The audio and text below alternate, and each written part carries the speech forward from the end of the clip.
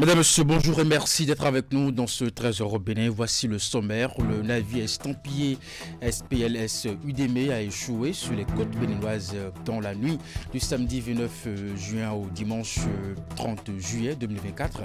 Une panne mécanique aurait entraîné la dérive du bateau avec 9 personnes à bord actuellement aux mains de la police. Ensuite, dans la commune de Ouidar, un tout nouveau pont est ouvert depuis peu. Il s'agit du pont de Baou.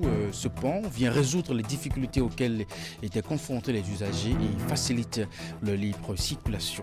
Et puis enfin, l'ONG ASP Alieri Le Bonheur a organisé,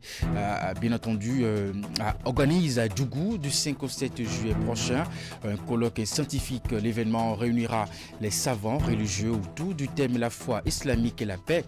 En prélude aux travaux de cette rencontre religieuse et scientifique, les organisateurs ont donné une conférence de presse à Cotonou. Vous aurez les détails dans un instant.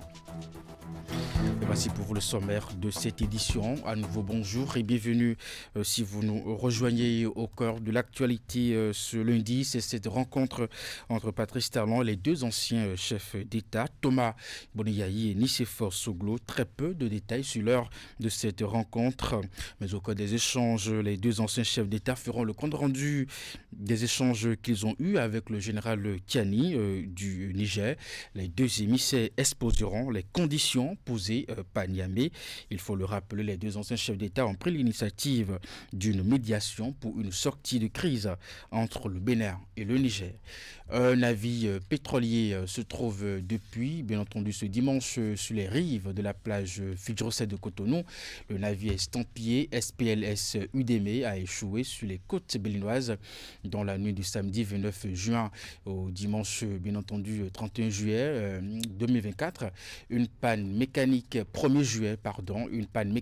aurait entraîné la dérive du bateau, dont 9 personnes actuellement aux mains de la police. Voici le point de la situation. C'est ici, sur les rives de la plage Fidjrosset de Cotonou, que ce navire SPSL Udeme s'est échoué dans la nuit de ce samedi 29 juin au dimanche 30 juin 2024. Les populations environnantes se sont réveillées ce matin avec cette image, celle d'un navire immobile et à la dérive. Des groupes de curieux se sont alors formés sur la plage pour tenter de savoir ce qui s'y passait. Mais très vite, les éléments de la police républicaine sur les lieux ont dispersé ces groupes. D'autres hommes en uniforme sont également arrivés sur les lieux, notamment les sapeurs-pompiers, la marine nationale et quelques militaires. À ceux-là s'ajoute une équipe du port autonome de Cotonou. À son bord, le navire pétrolier transportait de l'hydrocarbure en direction du Nigeria voisin. L'équipage du bateau est composé de 9 personnes, tous saines et sauves. Selon les informations policières obtenues, les membres de l'équipage ont été entendus. Toutes ces équipes mobilisées tentent de trouver une solution tout en évitant le déversement de l'hydrocarbure dans les eaux béninoises. Pour l'heure, les circonstances ayant entraîné la dérive de ce navire pétrolier n'ont pas encore été élucidées. Et c'est donc le récit de cette situation, de ce navire estampillé SPLS Udeme qui a échoué sur les côtes béninoises dans la nuit du samedi 29 juin au dimanche 30 juin 2024. Une panne mécanique aurait entraîné donc la dérive de ce bateau avec 9 personnes à bord. À Kpaou, dans la commune de Ouidar, un tout nouveau pont est ouvert depuis peu. Ce pont vient résoudre les difficultés auxquelles étaient confrontés les usagers et facilite aujourd'hui la libre circulation des personnes et des biens. Une de nos équipes de rédaction dirigée par Ulrich Gaba s'intéresse à l'appréciation des usagers. Voici le reportage. À peine construit, le tout nouveau pont sur lequel nous sommes actuellement fait la joie des usagers et des riverains. Nous sommes ici sur l'un des embranchements du lac Tao. Ce pont relie le carrefour du marché Kpaou à la commune de Toré. Auparavant, circuler ici était un véritable calvaire. Alors avant la construction de ce pont, vraiment, il fallait faire au moins 30 minutes avant de traverser cette portion de 300 mètres que nous avons ici. Donc c'était vraiment difficile, que vous soyez à pied, que vous soyez à moto ou bien en véhicule. Vraiment, c'était vraiment difficile. Il arrivait même que des camions tombaient dans le lac Tao. Donc, c'était vraiment très très difficile. Donc, ce qui nous amenait même à contourner parfois, passer par Ouida ou bien passer directement par Calavi.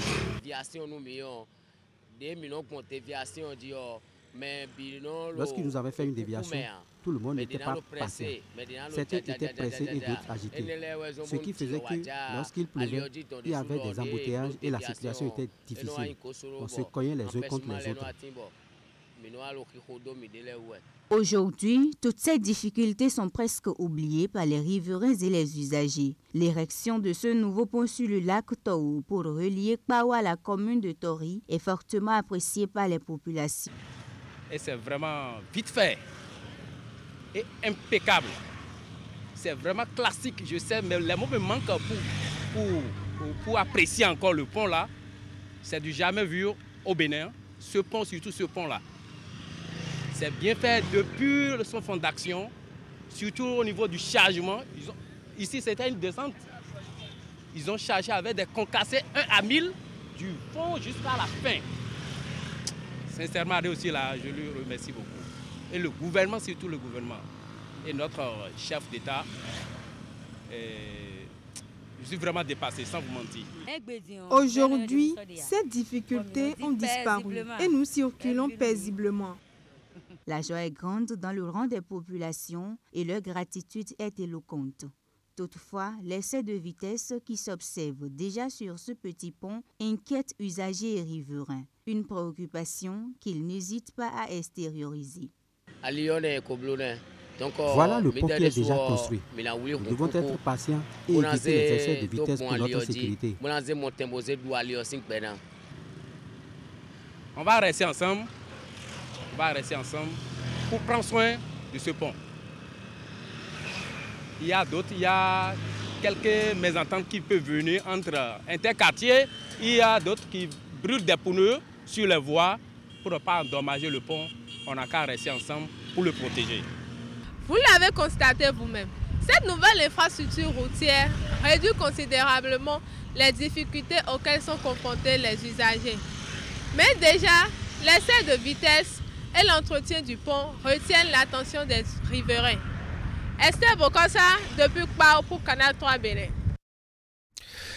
Reconnaissance et soutien des maires ainsi que des membres, bien entendu, des collines au président Patrice Talon, réunis à Glazoué. Ces derniers ont exprimé leur fierté et gratitude au chef de l'État pour les nombreuses actions de développement posées dans leurs localités respectives depuis son avènement au pouvoir. L'occasion aussi a été celle choisie pour lui réitérer leur engagement à l'accompagner dans l'accomplissement de sa mission. Yemet Elena Moussou, Georges Vaudounon, pour les détails. Bien de réalisations effectuées par le gouvernement en 8 ans de gestion et qui ont changé le visage du pays, même dans les collines. Réunis ici à Glazoué, les maires, conseillers et autres cadres de l'administration des 6 communes de la région font le bilan et expriment leur reconnaissance au chef de l'État.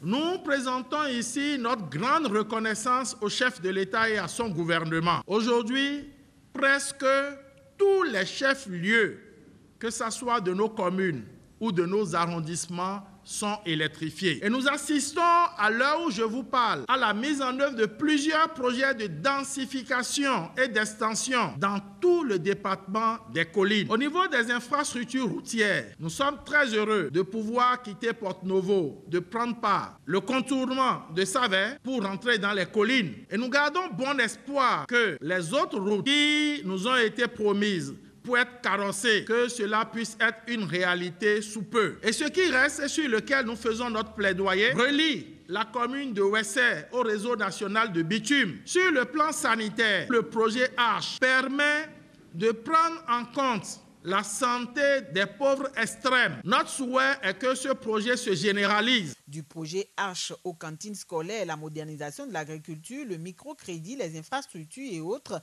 les conférenciers ont aussi mis l'accent sur plusieurs grands projets dont les impacts sont perceptibles dans le département des collines. Les jeunes de chez nous sont reconnaissants envers le chef de l'État à travers le projet de la GDIZ, parce qu'aujourd'hui, avec les points focaux ANPE, plusieurs centaines de nos jeunes trouvent de l'emploi à la GDIZ. J'aimerais également remercier le chef de l'État pour les efforts qui ont été faits dans la construction des marchés modernes, précisément Savalou qui est en cours et Glazoué qui est terminé. Nous avons reçu l'annonce que le marché de Glazoué sera ouvert bientôt. Le social, ce n'est pas de distribuer de l'argent. Le social, c'est aller au secours de celui qui est dans le besoin. Et le président Patrice Talon a compris que nos enfants doivent rester à l'école. Nos filles doivent rester à l'école. Et à renforcer le programme de cantine scolaire où aujourd'hui on est à plus de 75% des écoles couvertes. Les AME, on en a parlé, où récemment le gouvernement a pris cette décision de faire d'eux des fonctionnaires pleins, d'avoir les 12 mois sur 12 mois et de bénéficier également de certains avantages qui n'étaient pas pris en compte avant. Satisfaits des avancées enregistrées, ces maires ainsi que toute leur équipe réaffirment leur soutien à l'exécutif, surtout au chef de l'État. Tout en l'encourageant à maintenir la dynamique, ils espèrent la mise en œuvre d'autres projets dont l'exécution aura une répercussion positive sur le bien-être des populations du Bénin en général et celle des collines en particulier. Pour son épanouissement sur les plans du sport, de la santé, de l'emploi et bien d'autres domaines, la jeunesse de Dangbo peut désormais compter sur le programme One Benin Fiesta pour zéro pauvreté initié par Romaric Boko. Le lancement de ce programme a eu lieu à Dangbo et s'est matérialisé par une remise d'équipements sportifs aux jeunes de l'arrondissement de Zongué dans la commune de Dangbo. Voici le reportage. Cette descente de Romaric Boko dans la commune de Dangbo, précisément à Fenyekame, son village natal, entre dans le cadre des actions du projet One Benin Fiesta pour zéro pauvreté dont il est porteur. L'objectif de ce projet est d'accompagner à travers diverses actions la jeunesse à s'affranchir de la pauvreté, du chômage et du sous-emploi. Et pour ce premier contact avec les populations de Fenyekame, Romaric Boko est venu les bras chargés. Plusieurs jeux de maillots et des ballons ont été offerts aux jeunes pour les tournois de vacances. Le programme s'effectuera en 4 phases. La première phase, c'est la promotion du sport à la base. Et il s'agira de donner au village des équipements sportifs, des maillots, des trophées, des ballons. La deuxième phase, c'est l'entrepreneuriat des jeunes pour accompagner les artisans, pour accompagner la jeunesse dans leurs activités respectives. La quatrième phase, c'est l'éducation et la santé.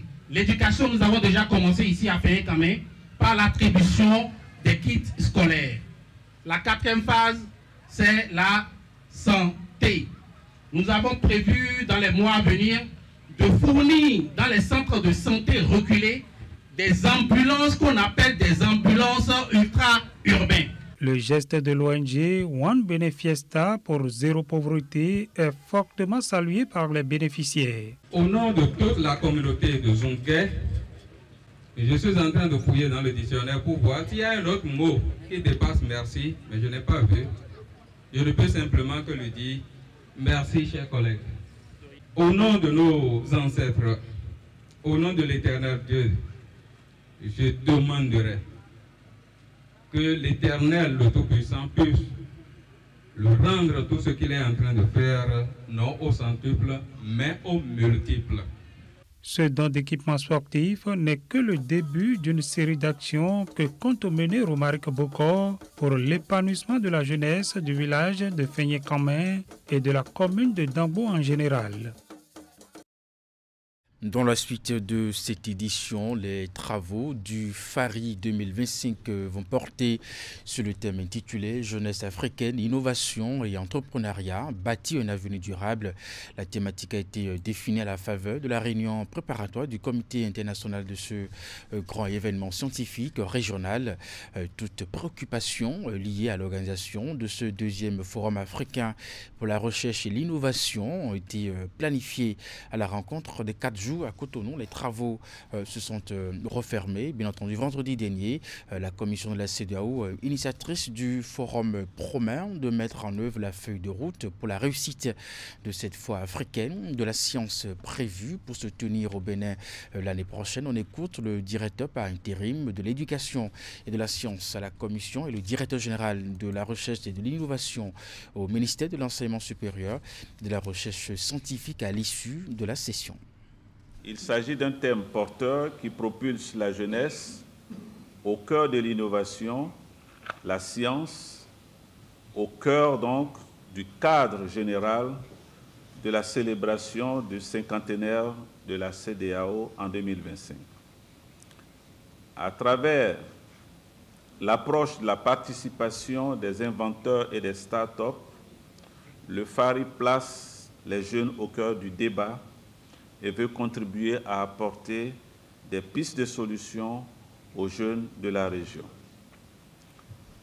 Nous avons admiré pendant ces 4 jours l'atmosphère et l'ambiance au cours de ces travaux qui a régné, qui était donc vraiment une ambiance plaisante. Cette ambiance a été aussi marquée hier par la visite surprise de Madame la ministre de l'Enseignement supérieur et de la Recherche scientifique.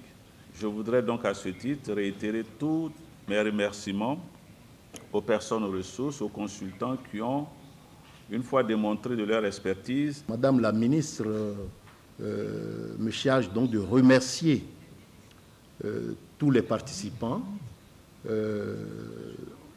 de remercier donc les partenaires financiers et tous ceux qui ont pris part active donc à ce travail, à cette réunion. Donc je vous rassure de ce que la République du Bénin, à travers son chef d'État, le président Talon,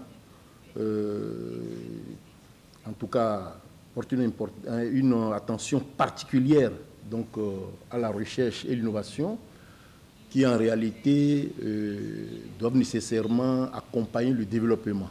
Toutes les décisions seront prises pour que donc, FARI 2025 soit une réussite. Religion à présent, l'ONG ASP Aléry, le Bonheur, organise à Djougou du 5 au 7 juillet prochain, bien entendu, un colloque scientifique. L'événement réunira les savants religieux autour du thème la foi islamique et la paix. En prélude aux travaux de cette rencontre religieuse et scientifique, les organisateurs ont donné une conférence de presse à Cotonou ce week-end, ceci pour annoncer les différents temps forts du déroulement de ce colloque. Reportage. Sur les questions de paix et de religion, les débats ne cessent de s'accroître de jour en jour. Les compréhensions divergent, même si l'unicité de Dieu demeure irréfutable aux yeux de tous. C'est donc face à une telle réalité que les membres de l'ONG ASP Aléry Le Bonheur ont décidé d'offrir aux savants un cadre d'échange sur la thématique de la foi islamique et la paix. L'islam ne recommande que la paix. C'est d'ailleurs tout le sens de l'expression As-Salam, dérivée de sa dénomination. Alors, quelle que soit la religion qui aspire à l'instauration de la paix, elle l'aura imité de l'islam. De ce fait, comment allons-nous faire nous-mêmes pour œuvrer pour la quiétude entre nous? C'est pour cela que nous avons pensé cette rencontre pour nous unir davantage pour la paix. L'initiative est un colloque scientifique qui se tiendra du 5 au 7 juillet prochain à Djougou. Elle réunira des savants musulmans pour des séries de communications, des panels de discussion sur plusieurs thématiques en lien avec la paix et la foi islamique. Nous allons également aborder les questions de préoccupation sociale. En l'occurrence, la question du radicalisme.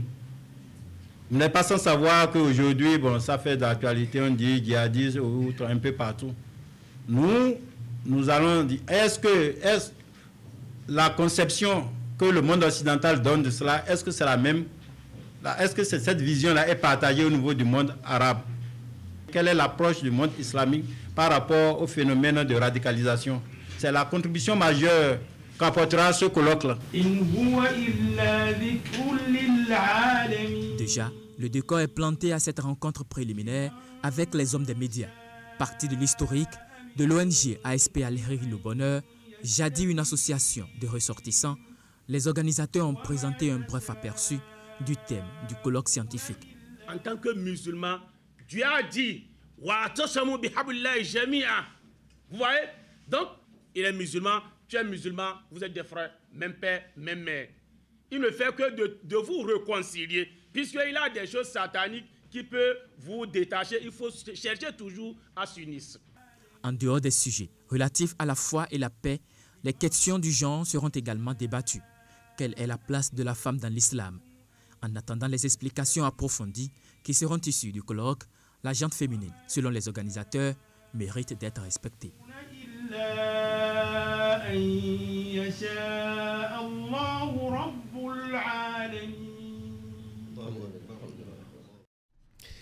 Éducation, pour finir cette édition, un accord de partenariat a été donc signé, bien entendu, de la matinée de ce vendredi dernier entre l'école supérieure de management ESM Bénin et l'Institut de formation à l'information et à la communication IFIC. La signature de cet accord va permettre de partager des expériences professionnelles dans plusieurs domaines et disciplines de formation. Suivez le compte rendu dans ce reportage.